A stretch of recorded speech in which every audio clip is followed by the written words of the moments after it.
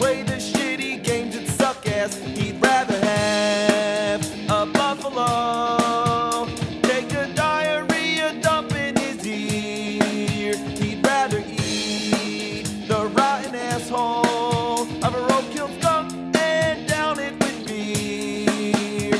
He's the angriest gamer you've ever heard. He's the angry Nintendo nerd. He's the angry Atari Sega nerd. He's the angry video game nerd.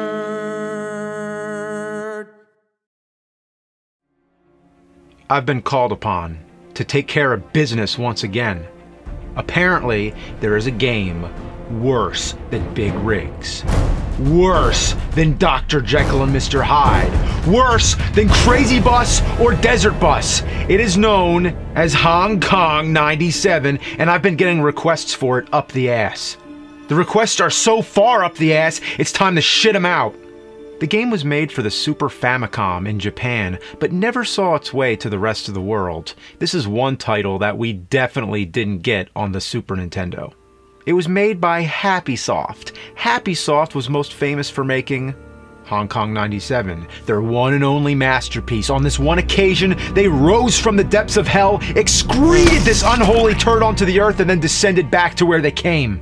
Supposedly, the game was so horrible, it barely even came out on the Super Famicom at all. Stores rejected it, and its release status is a mystery. It's so rare that to this day, not a single cartridge or physical copy has shown up at all. I can't even find a picture of one. So the only way I can experience this game is the same way as the rest of the internet.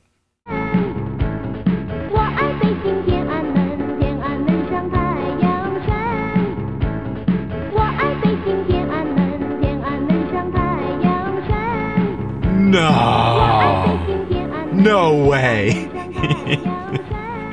How do you like that soundtrack? That won't get annoying at all. I've heard games with 5-second music loops before, but not with lyrics. There's options for 3 different languages. Strange considering how the game didn't travel very far, at least not until the internet got a hold of it. Alright, I'm picking English. We will sell your original SNES games. 1/3 of the gross profit will be yours. We welcome games of any kind. Oh, I bet. So please send us your floppy. Send us your floppy.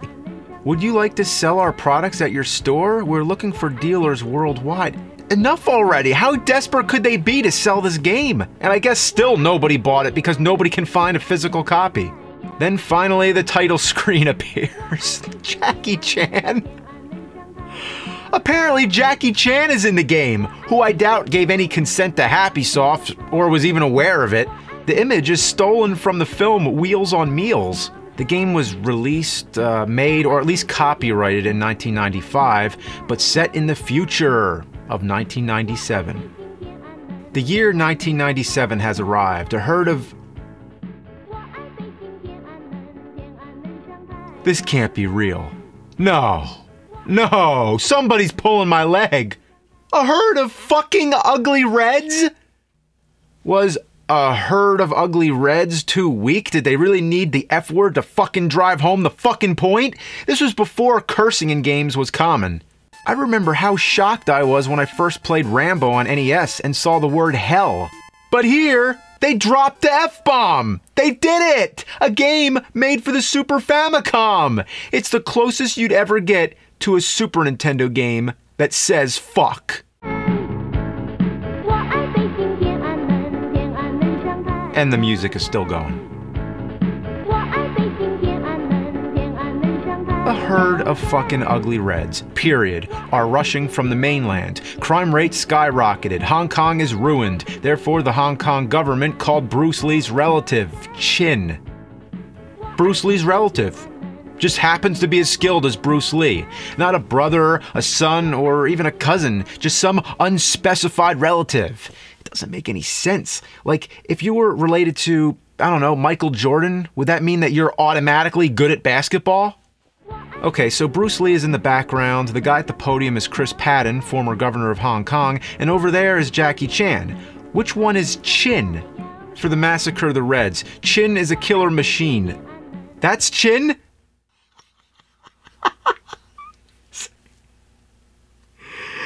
Jackie Chan playing Bruce Lee's relative Chin. Oh, Chin. What a name. Could it be any more common? Oh, wipe out all 1.2 billion of the red communists.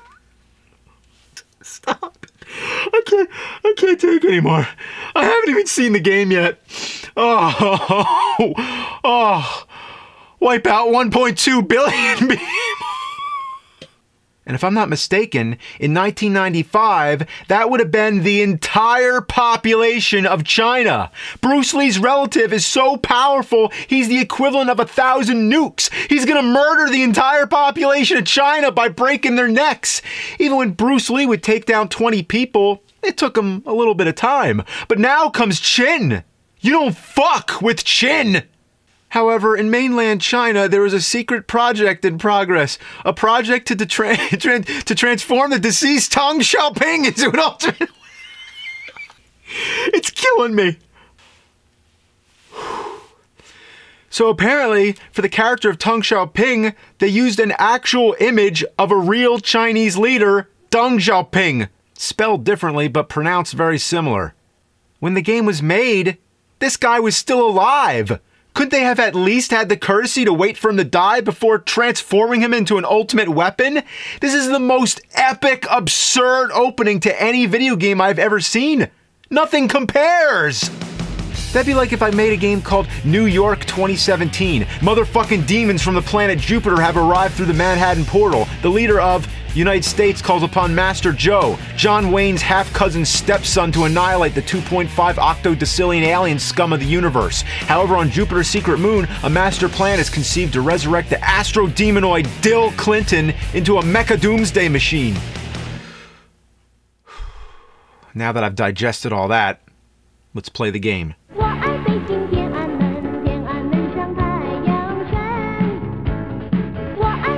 One hit and the game's over. Why would I expect anything more? No. Oh, please. I hope that's not a real dead body. No, there's no way they'd have such bad taste. That's gotta be an actor. Or we're looking at some guy who died on that date and time in 1992. Oh, this couldn't get the Nintendo endorsement? I'm so shocked that this didn't come out on Super Nintendo.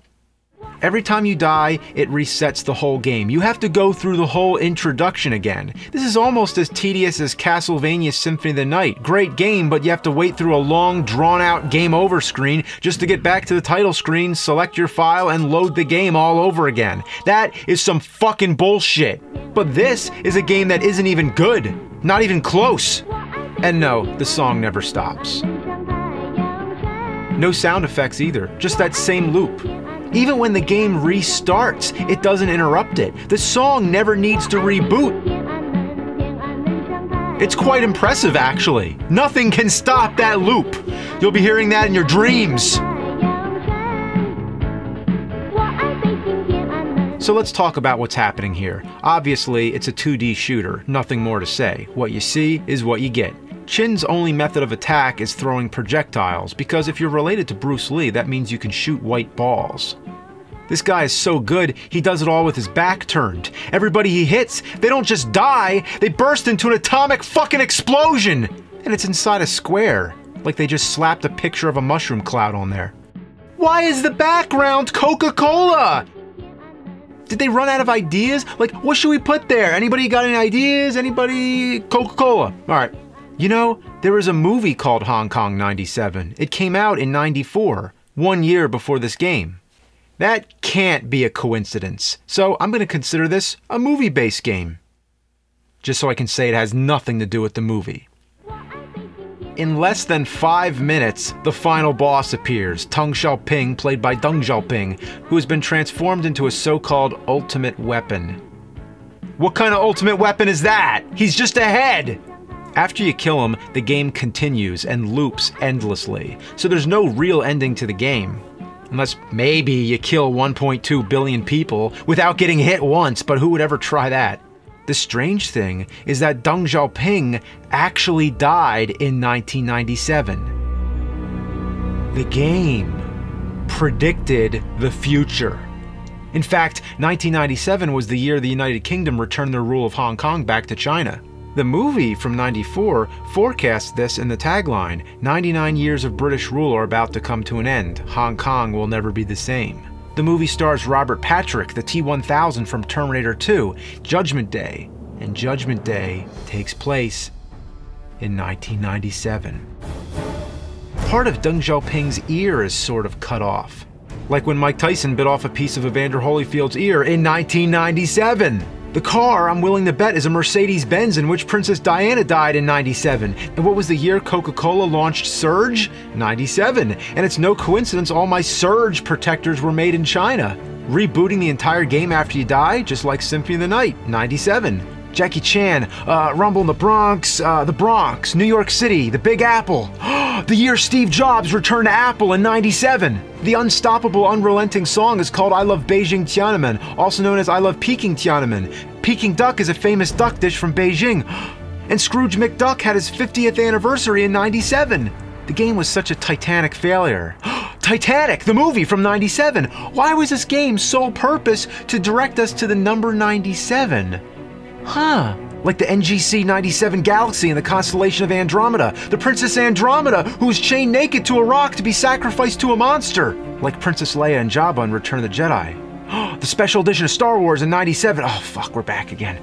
Man, I was just trying to get a final answer here, but I went full circle. Like the song that keeps looping. A game that keeps repeating. Maybe it's all about a cycle. An endless cycle. Old shitty games that become new again. The past becomes the future. Birth and death. On and on. It's a cycle of life. The game is the meaning of life. And the thing that keeps life going. Reproduction and food, which becomes shit. The game is fucking shit there.